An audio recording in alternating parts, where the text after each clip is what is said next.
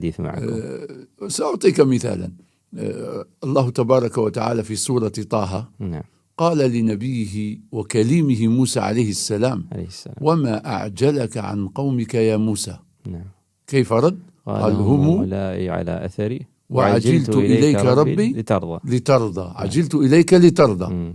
موسى يطلب رضا رب العالمين. نعم. الله تعالى يقول لنبيه صلى الله عليه وسلم في سورة الضحى ولسوف يعطيك ربك فترضى دون أن يطلب.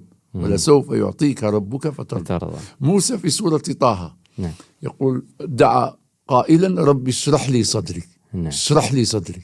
الله. أما نبينا صلى الله عليه وسلم قال الله له ألم نشرح لك صدرك. وهذا الاستفهام تقريري. نعم. أي قد شرحنا لك صدرك. الجميل. موسى في سورة طه ماذا يقول؟ ويسر لي أمري. نعم. يسر لي أمري. نعم. في سورة الأعلى ماذا قال الله لحمد صلى الله عليه وسلم؟ ونيسرك لليسرى. نعم. هذا يطلب وهذا يمتن عليه بإحسانه. الله أكبر.